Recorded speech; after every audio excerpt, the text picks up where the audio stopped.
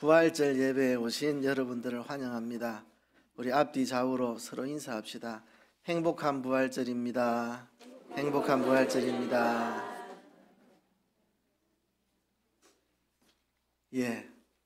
사실 오늘만 부활절이 아닙니다. 모든 주일이 부활절입니다. 주일은 예수님이 우리 위해 십자가에 죽으셨다가 부활하신 것을 기념하는 부활의 기념일이 주일입니다. 그러므로 1년 52주가 사실은 다 부활절인데 우리가 그것을 깊이 생각하지 못한 것을 우리가 다시금 일깨우기 위해서 특별히 부활절이라고 한번 정한 겁니다. 사실은 1년 52주일이 다 부활절이니까요. 오늘 부활절을 은혜롭게 잘 지내시고 이와 같은 느낌으로 이와 같은 마음가짐으로 매주일을 부활절로 지키셔야 합니다. 아시겠죠? 자, 부활절은 우리가 웃어야 됩니다. 제가 주일마다 웃으시라 했잖아요. 그죠? 표정을 보니까 예수님 부활은 못하고 못 살아나신 것 같은 표정을 하고 계시면 부활절이 아닙니다. 예수님 살아나셨는데 우리 마음속에 기쁨이 있어야죠. 우리가 예수님 안에서 함께 살아날 텐데 우리가 기쁨이 있어야 되겠죠. 자, 스마일 합시다. 웃어보세요. 예, 좋습니다. 스마일 하시라니까 스마일이라고 말하시는 분이 계시네요. 감사합니다. 여러분 웃으시니까 이제 부활절 같습니다. 진짜 부활절 같습니다. 오늘 고린도전서 15장을 읽었는데요. 고린도전서 15장은 아주 긴 내용인데 부활에 대해서 이야기를 합니다. 그래서 부활장이라고 말하고 성경에서 아마 고린도전서 15장만큼 부활에 대해서 길게 이야기한 것은 없는 것으로 합니다. 이 부활장이 우리에게 무엇을 말하는가 한번 생각을 해봅시다. 고린도 교회에 있는 성도들 중에 죽은 자의 부활에 대한 의심을 가진 성도들이 있었습니다. 그들을 바로 세우기 위해서 이 고린도전서 15장이 기록되었습니다. 여러분 자세히 읽어보면 이 고린도 교회 성도들 중에 예수님의 부활을 의심하는 사람은 없었습니다. 다 예수님의 부활을 믿고 있었습니다. 이들이 의심했던 것은 성도의 부활, 죽은 자의 부활에 대해서 이들이 의심하고 있었던 겁니다. 누구도 예수님의 부활을 의심하지 않습니다. 성도의 부활, 죽은 자의 부활에 대해서 이들이 의심하고 있습니다. 이것은 고린도 교회만의 이야기는 아닙니다. 예수님 당시에 여러 분파들이 있었는데 대표적인 분파가 바리새인과 사두개인 두 분파가 있었는데 이 사두개인들은 부활을 믿지 않았습니다. 죽은 자의 부활이 없다고 이들은 생각을 했습니다. 초대교회 때도 고린도 교회에 죽은 자의 부활을 의심하는 성도들이 있었다는 것은 아마 초대교회 시대의 어느 교회나 죽은 자의 부활을 의심하는 성도들이 있었다는 이야기입니다. 현대교회도 마찬가지입니다. 지금도 예수 믿고 교회 출석하고 신앙생활 하지만 죽은 자의 부활을 믿지 않거나 믿는데 의심하면서 믿는 사람들이 많이 있습니다. 여러분들은 죽은 자의 부활을 확실히 믿고 계십니까? 여러분 우리가 부활절을 통해서 죽은 자의 부활에 대한 확실한 믿음, 부활의 신앙이 우리에게 회복되기를 간절히 바랍니다. 사도 바울은 죽은 자의 부활을 의심하는 고린도 교회 성도들에게 부활의 확실성을 다음과 같이 설명을 합니다.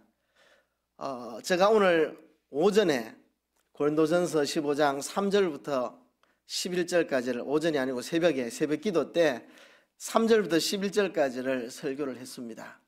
그리스도의 부활의 성경적인 역사적인 확실성을 우리에게 이야기합니다.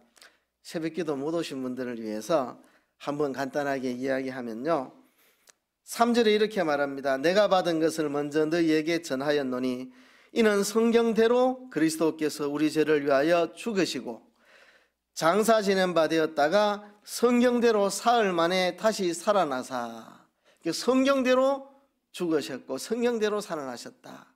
우리 죄를 위하여 성경대로 죽으셨고 성경대로 살아나셨는데 부활하신 예수님을 목격한 사람들을 여기에 소개합니다. 첫 번째 게바에게 보이셨다. 게바는 베드로를 말하죠. 두 번째 12제자에게 나타나셨다. 세 번째 500여 형제에게 일시에 나타나셨다. 네 번째 야고보에게 나타나셨다. 다섯 번째 모든 사도에게 나타나셨다. 마지막으로 맨 나중에 사도 바울 자신에게 부활하신 예수님이 나타나셨다 하는 것입니다. 그러므로 그리스도의 부활은 성경적으로 보나 역사적으로 보나 확실한 사실이라고 이야기를 하는 것입니다. 베드로에게 나타나셨습니다. 부활하신 예수님 먼저 막달라 마리아에게 나타나셨고, 막달라 마리아와 또 여러 여인들이 부활하신 예수님을 만났고, 이 여인들이 제자들에게 예수님 부활하셨던 사실을 전달하고, 그래서 베드로가 쫓아가서 빈 무덤을 확인을 합니다. 그런데 예수님을 쌌던 세마포가 객혀 있었습니다.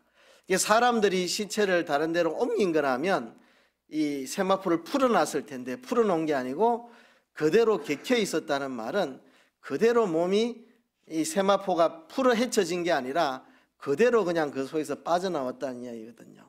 신비한 일이죠, 그죠?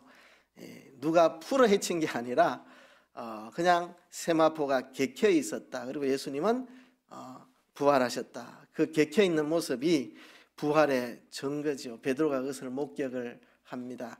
그리고 엠마오로 내려가는 두 제자에게 나타나셨고, 또 도마가 없는 10명의 제자가 있는 그곳에 예수님 나타나셨고, 도마가 함께한 자리에 또 예수님 나타나셔서 11제자에게 자신의 못자국 창자국을 만지게 하시면서 부활의 확실함을 보여주셨고, 그죠?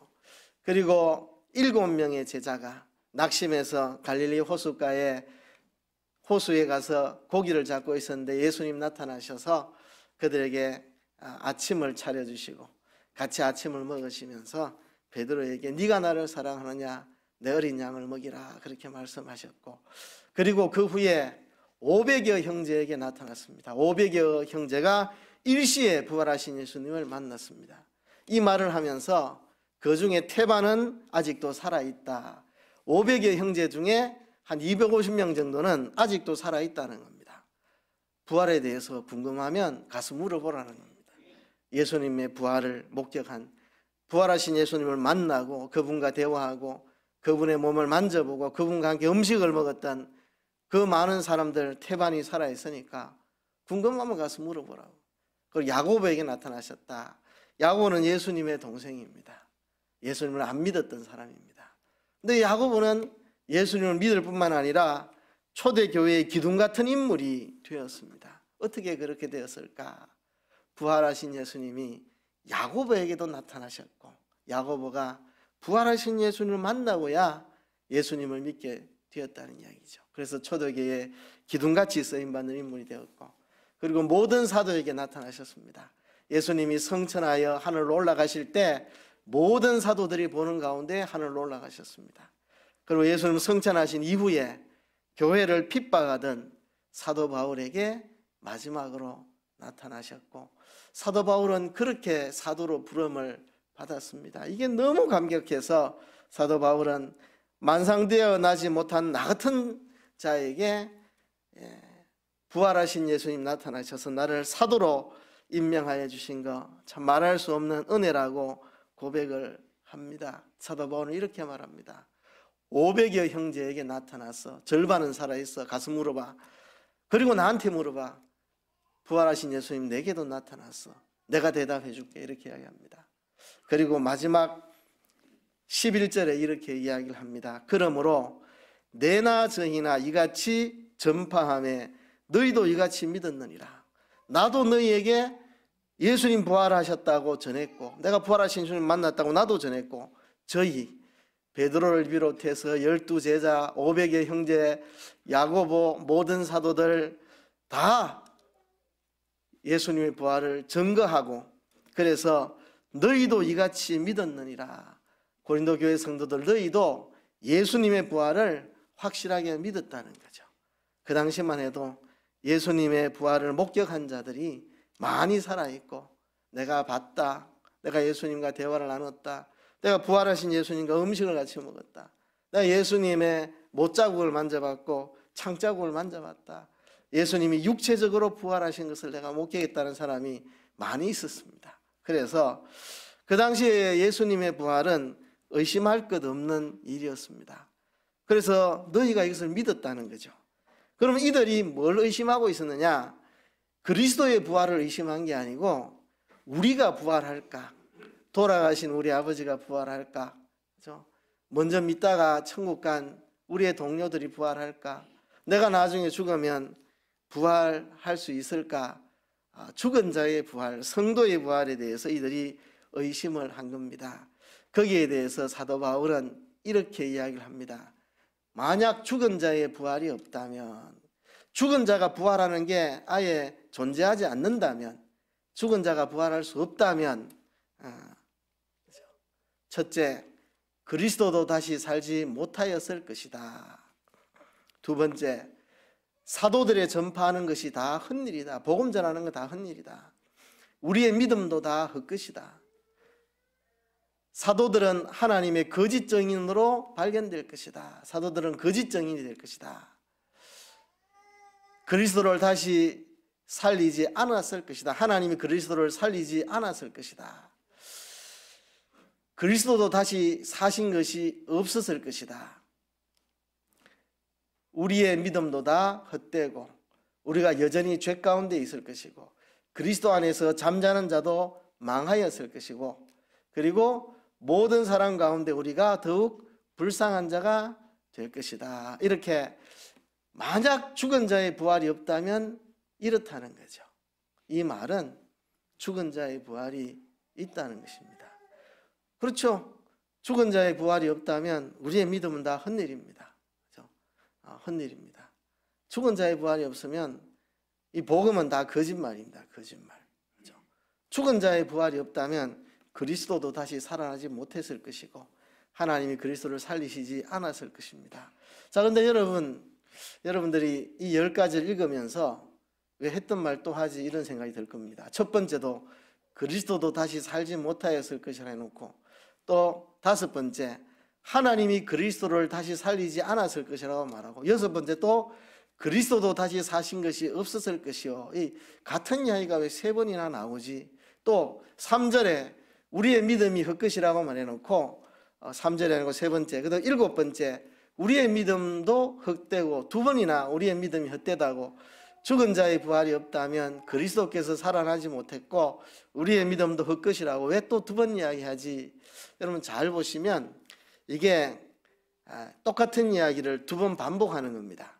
저기에 첫 번째부터 다섯 번째까지가 하나의 이야기고 그 이야기를 여섯 번째부터 열 번째까지 또 한 번 반복하는 겁니다. 그래서 잘 보세요. 첫째, 그리스도도 다시 살지 못하였을 것이다. 죽은 자의 부활이 없다면 그리스도께서 살아나지 못했을 것이고, 그렇죠? 사도들이 복음 전하는 거 다 헛일일 거고, 그 복음 듣고 믿는 우리도 이 믿음이 다 헛일일 거고, 사도들은 다 거짓말장이가 될 것이고, 하나님 아버지께서 그리스도를 다시 살리지 않았을 것이다. 자, 첫 번째부터 다섯 번째까지 보면 시작과 끝이 같은 이야기입니다. 그리스도도 다시 살지 못하였을 것이라는 이야기로 시작해서 다섯 번째, 하나님이 그리스도를 다시 살리지 않았을 것이다. 지금 뭔 이야기 하는지 아시겠습니까?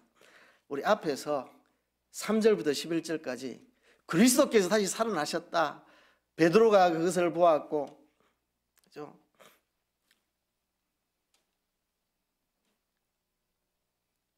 열두 사도에게 나타나셨고 500여 형제가 부활하신 주님 만났고 야고보에게 나타나셨고 모든 사도에게 나타나셨고 바울에게도 맨 마지막에 나타나셨다. 그리스도께서 부활하신 것은 분명한 사실이다. 우리가 목격했다. 그리고 너희도 그대로 믿었다. 의심하지 않았다. 그리스도께서 다시 살아나셨다는 거죠. 이거는 분명한 사실이다. 그런데 만일 죽은 자의 부활이 없다면 그리스도께서 살지 못하였을 것이다. 그런데 그리스도께서 다시 살아나는 건 분명한 일이다. 그러므로 죽은 자의 부활은 반드시 있다. 이렇게 역설적인 이야기를 하는 겁니다. 앞에서 3절부터 11절까지 그리스도께서 살아난 것은 확실한 것이다. 우리가 목격했다. 지금 부활하신 예수님 만난 사람이 수두룩하게 절반이나 살아있다. 우리는 확실하게 믿고 또 우리가 전한 걸 듣고 너희들은 확실히 믿고 있다. 그리스도의 부활을. 만일 죽은 자의 부활이 없다면 그리스도께서 살아나지 않았을 것이다.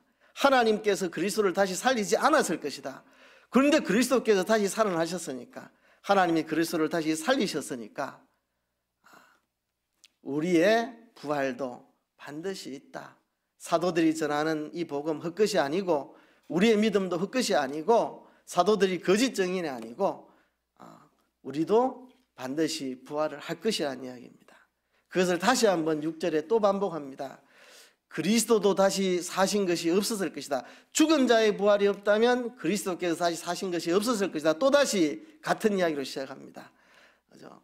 그리스도께서 살아나지 않았다면 우리 믿음도 헛되고 우리는 여전히 죄 가운데 있을 것이다. 여러분, 우리가 죄 용서받는 것은 예수님의 십자가의 죽음으로만 되는 게 아닙니다. 죽음과 부활은 뗄래야 뗄 수 없는 동전의 양면입니다. 죽음과 부활을 통해 우리가 죄 씻음 받았습니다. 예수님이 우리의 죄를 대신 짊어지고 십자가에서 사망의 형벌을 받으셨는데, 그 예수님이 사망의 권세를 깨뜨리고 다시 살아나실 때 우리의 죄가 완전히 씻어지고 우리가 새 생명을 얻게 되는 것입니다. 만일 그리스도께서 죽으시기만 하셨고 부활하지 않으셨다면 우리가 여전히 죄 가운데 그대로 있게 될 것이고, 그리스도 안에서 잠자는 자들도 망하였을 것이고, 예수 믿고 죽은 성도들 그 죽음으로 다 끝났고 다시 부활할 소망이 없고 그냥 죽음으로 다 끝났다. 그리스도 안에서 잠자는 자들, 예수 믿고 죽은 자들 살아나지 못하고 다 망할 것이다. 그리고 모든 사람 가운데 우리가 더욱 불쌍한 자일 것이다. 예수를 안 믿으면 세상에서라도 재미나게 살다 죽을 텐데, 어쩌면 죽으면 끝인데, 그렇죠? 죽은 자의 부활이 없다면 이게 제일 지혜로운 겁니다. 노세 젊어서 노세, 이게 제일 지혜로운 겁니다. 그러나 그러므로 그 죽은 자의 부활이 없다면 우리 그리스도인들이 제일 불쌍한 자가 될 것입니다. 그러나 그리스도께서 다시 살아난 게 분명하기 때문에 우리의 믿음이 헛되지 않고 우리의 죄가 다 씻음받았고 그리스도 안에 잠자는 자들이 다 살아날 것이고, 우리가 모든 자들 가운데 가장 복된 자라는 거죠. 이 말 후에 그 다음 구절이 또 19절 다음에 20절입니다. 20절.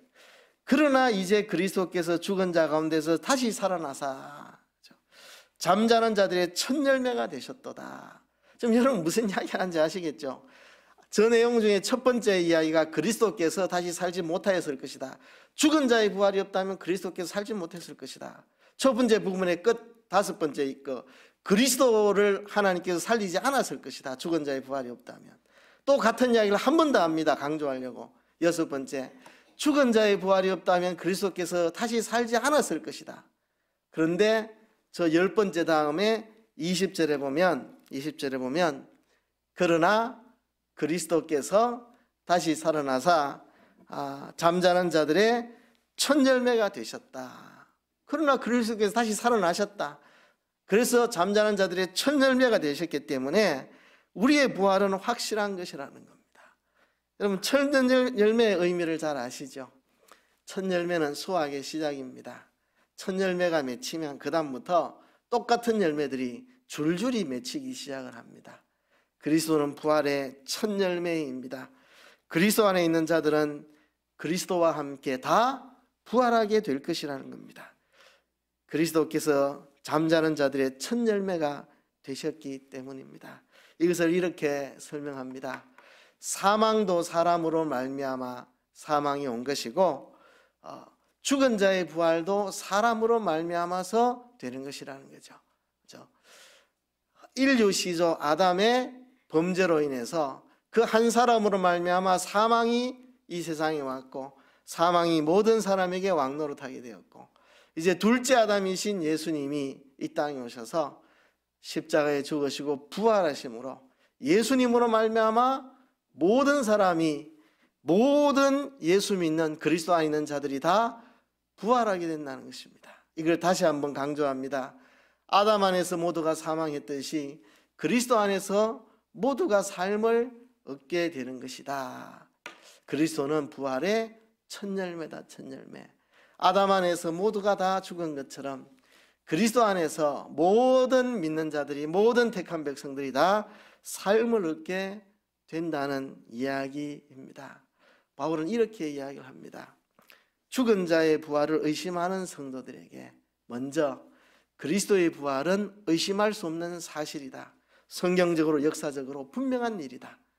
그리스도께서 성경이 기록한 대로 죽으셨고 성경이 기록한 대로 살아나셨고, 그 부활을 목격한 자들이 베드로가 목격했고 12제자가 목격했고 야고보가 목격했고 500의 형제가 일시에 목격했고 모든 사도들이 목격했고 맨 마지막에 사도 바울이 목격을 했다. 그 중에 태반이 지금 살아있다. 그리스도의 부활을 우리가 전했을 때 너희들이 의심하지 않고 다 믿었다. 그런데 성도의 부활이 없다면, 우리가 부활하지 않는다면 그리스도께서 살아나지 않았을 것이다. 그리스도께서 절대로 부활하지 않았을 것이다.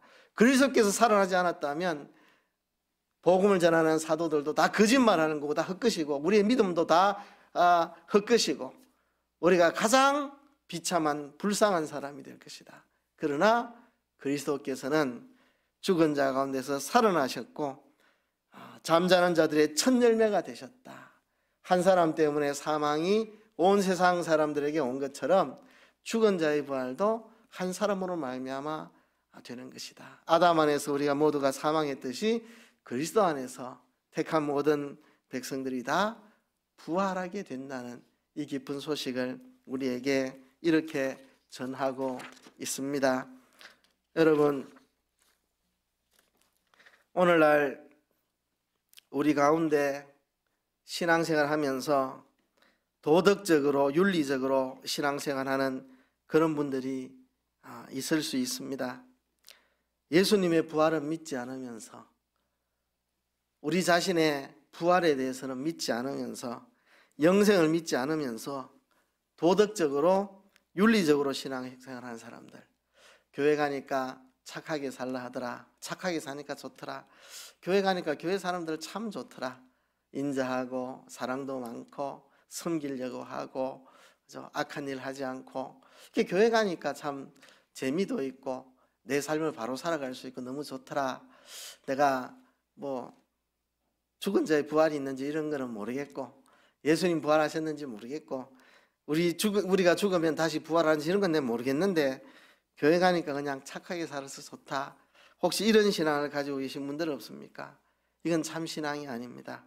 참 신앙은 예수님의 부활을 믿고 잠자는 자들의 부활, 이미 예수님을 믿고 죽은 자들이 다시 부활한다는 것, 잠자는 자들의 부활과 우리 자신의 부활, 우리가 언젠가 죽겠지만 다시 부활한다는 사실, 영생을 믿는 것, 이게 참 신앙입니다.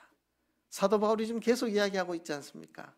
죽은 자의 부활이 없다면 그리스도께서 살아나지 않았을 것이고, 그리스도께서 살아나지 않았다면 우리 믿는 거 다 헛일이고 우리가 제일 불쌍한 사람이고 주 안에서 죽은 자들 다 망했을 것이고 다 헛일이다. 그렇죠? 고린도 교회에 죽은 자의 부활을 의심하는 사람들, 이 사람들도 신앙인들입니다. 신앙인들. 그렇죠? 예수 믿으니까 참 좋다. 착하게 살고 나쁜 짓 안 하고 도덕적으로 살고 마음의 평안도 있고 좋다. 근데 예수님 부활하셨다는 것은 정인들이 많아서 부정 못하고 믿겠는데, 에이 내까지 부활하겠나? 그건 아니겠지. 그냥 착하게 살지 뭐. 이런 신앙, 부활을 의심하는 그 믿음은 헛것이다. 헛것이다. 헛것이다. 부활을 믿지 않는 것은 참 신앙이 아니다는 거죠. 여러분, 예수님의 부활과 잠자는 자들의 부활과 우리 자신의 부활과 영생을 믿는 것이 참 신앙입니다. 여러분, 이 부활절에 이 부활의 신앙이 우리 속에 회복되고 이 부활의 신앙에 대한 소망이 우리 속에 가득 차고 부활의 신앙의 기쁨이 우리 안에 넘쳤으면 좋겠습니다. 여러분, 질문 하나 하고 간단한 이야기 하나 하고 말씀을 끝내겠는데요. 일주일 중에 첫날이 무슨 요일이죠? 예? 주일이죠. 예. 대답을 너무 잘하셨습니다. 달력에 보면 주일이 첫날입니다. 월요일이 첫날이 아니고 자꾸 우리가 월화수목금토일, 월화수목금토일 이러니까 자꾸 사람들 머릿속에 월요일이 첫날 같은 느낌. 달력 보세요. 월요일이 첫날이 아닙니다. 주일이 첫날입니다. 주일이 첫날. 이번에 대신방 한다고 저기 일정표를 붙여놓으니까 주일을 맨 앞에 놨는데 월요일이 두 번째 있으니까 사람들이 월요일을 화요일로 착각을 하는 경우가 생기더라고요. 종종. 주일이 첫날입니다. 월요일은 둘째 날입니다. 여러분, 구약의 안식일은 토요일입니다. 마지막 날. 일주일 동안 열심히 땀 흘려 일하고 제7일 마지막 날 안식을 하는 게 구약의 안식일입니다. 그런데 신약의 안식일은 다릅니다. 예수님께서 안식 후 첫날 제1일에 예수님이 부활하셨습니다. 제8일이라 하기도 하고 제1일이라고 같은 말이죠. 1일이나 8일이나. 첫째 날 부활하셨습니다. 그래서 첫째 날 우리는 주일을 지킵니다. 예수님의 부활을 기념하는 날로 첫째 날을 주일로 지킵니다. 한 주의 시작입니다. 구약의 안식일과는 다른 느낌입니다. 한 주간 열심히 일하고 하루 안식하는 개념이 아니고 예수님이 부활하셨으니 그 부활의 기쁨을 가지고 그 부활의 소망을 가지고 그 부활의 능력으로 그 부활의 생명으로 이제 한 주간을 살아간다는 겁니다. 주일에 주님 앞에 나와 우리 위해 십자가에 죽으시고 부활하신 예수님을 생각하고 우리가 이 부활의 생명을 가졌다. 예수님이 부활하셨는데 예수님 부활하셨기 때문에 잠자는 자의 첫 열매로 부활하셨으니까 이제 죽은 자들의 부활이 있다. 우리들도 부활한다. 우린 부활의 생명을 가지고 있다. 이미 부활의 생명을 우리 안에 역사하고 있습니다. 우리가 거듭난 거, 예수 믿고 성령으로 거듭난 거, 부활의 생명으로 거듭난 겁니다. 이미 우리는 부활을 한번 경험했습니다. 눈에 보이진 않지만 우리가 예수님을 구주로 믿는다는 것은 죽었던 우리의 영이 다시 살아난 겁니다. 이게 부활한 것입니다. 우리 안에 죽었던 영이 살아나고 거듭나고, 그죠? 우리 안에 부활의 생명이 역사하고 있고, 이 몸은 아직 죽지 않아 가지고 부활을 경험 못했지만 죽고 난 다음에 부활을 경험하게 될 것입니다. 이 부활의 소망을 가지고 이 생명 가지고 한 주간을 살아가는 거, 이게 주일의 개념입니다. 주일은 첫날입니다. 이게 주일에 오셔서 부활의 기쁨과 소망을 회복하고 월요일부터 토요일까지 엿새 동안 이 부활의 능력과 생명으로 살아가는, 이게 한 주의 사이클입니다. 오늘이 한 주의 첫날입니다. 여러분, 매주일마다 부활의 기쁨과 소망을 가슴에 가득 담고 그 부활의 능력과 부활의 생명으로 한 주간을 살아가는 여러분 되시기를 주의 이름으로 축복합니다. 말씀을 생각하시면서 통성으로 한번 기도하겠습니다.